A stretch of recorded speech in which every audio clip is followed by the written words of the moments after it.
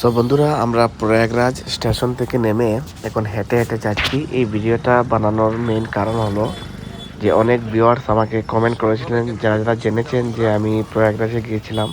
Actually বন্ধুরা, আমি প্রয়াগরাজে গিয়েছিলাম আমার বাবার এটা অস্থি। আমার বাবা গত বছর মারা গিয়েছিলেন, তো সেই অস্থিটা দেওয়ার জন্য আমি প্রয়াগরাজে গিয়েছিলাম। তো এখান থেকে হেঁটে হেঁটে আমরা, কারণ ওই দিন এই মাঘ মেলার কারণে এখানে মানে যেটা নো এন্ট্রি করে রেখেছে সেখানের পুলিশ, তো তাই এখানে যেতে আমাদের হেঁটে হেঁটে যেতে হয়েছিল। আর প্রয়াগরাজ স্টেশন থেকে আমরা অলমোস্ট 5 কিলোমিটার পর্যন্ত আমরা এসেছিলাম যমুনা যেটা যমুনা নদীর যেটা ব্রিজ ক্রস করে। তারপরে এখানে হেঁটে হেঁটে আপনারা দেখে নিন, এখানে আমরা প্রয়াগরাজের যেটা মেন গেট, সেই গেটের সামনে এসে গেছি। ঠিক আছে, আমি আর আমার দাদা ভাই আমরা একসাথে গিয়েছিলাম এখানে।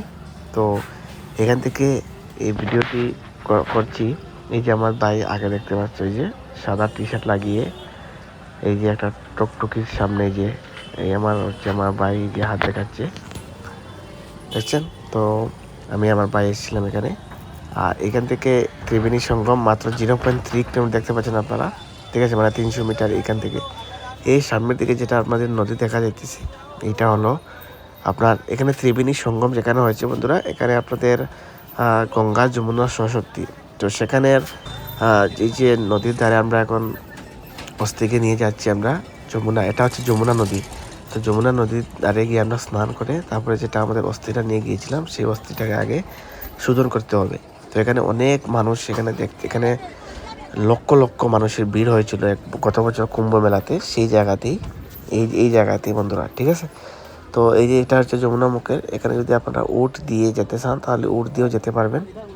আর এই যে এখানে আমরা একজনকে জিজ্ঞেস করতেছি, ঠিক আছে, যে এখানে যাওয়ার মানে ঘাটটা কোন দিকে, নদীতে যাওয়ার স্নান করার ঘাট।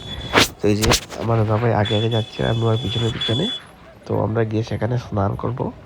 স্নান করে তারপরে আমরা আমাদের এখানে পণ্ডিত যে পান্ডা থাকে, পান্ডা বলেছিলেন যে অস্থিটাকে আগে শোধন করতে হবে। তাই আমরা এই যমুনা, এটা হচ্ছে যমুনা নদী বন্ধুরা। যেটা যমুনা নদীর স্রোত একদম একদম স্লো। এখানে দেখতে পাচ্ছেন আপনারা অনেক এখানে নৌকা রয়েছে। সেই নৌকা দিয়েও আপনারা যদি যেতে চান তাহলে আপনারা যেতে পারবেন এই ত্রিবেণী সঙ্গমে। কিন্তু আমাদের একটা ভাগ্য খারাপ যে আমরা নৌকা দিয়ে পুরো ত্রিবেণীর মাঝখানে যেতে পারিনি, কারণ আমরা ট্রেনটা লেট হওয়ার কারণে আমরা 2টোর সময় সেখানে পৌঁছেছিলাম। আর তারপর সেখান থেকে আমরা হেঁটে হেঁটে এই 1 কিলোমিটারের কাছাকাছি হবে, আমরা হেঁটে হেঁটে গিয়ে সেখানে মানে বিসর্জন করেছিলাম মাঝখানে গিয়ে। বাট আপনারা যদি বিকেল 4টের আগে যদি পৌঁছে যান সেখানে, তাহলে আপনাদের কোনো অসুবিধা হবে না, আপনারা ইজিলি সেখানে গিয়ে দিতে পারবেন আপনাদের নৌকাতে গিয়ে। কিন্তু আমরা এখানে নৌকাতে যেতে পারিনি, আমরা হেঁটে হেঁটে গিয়েছিলাম। আর এইখানে দেখুন এখানে কীরকম একটা ভিউ, কীরকম একটা দৃশ্য দেখতে পাচ্ছেন। এটা যমুনা নদীর বিকাল দিক হয়ে গেছে, সূর্য অস্ত যাওয়ার পথে। ঠিক আছে, একদম দারুণ একটা দৃশ্য বন্ধুরা, কি বলবো আপনাদেরকে। আপনারা যখন এখানে আসবেন তখন দেখে একদম মনটা ভরে যাবে। আর বাবার কাজটাও সম্পূর্ণ হয়ে আমরা সেখান থেকে, যদি আজকে সম্পূর্ণ হয়ে যায়, রাত্রে ফিরবো আমরা।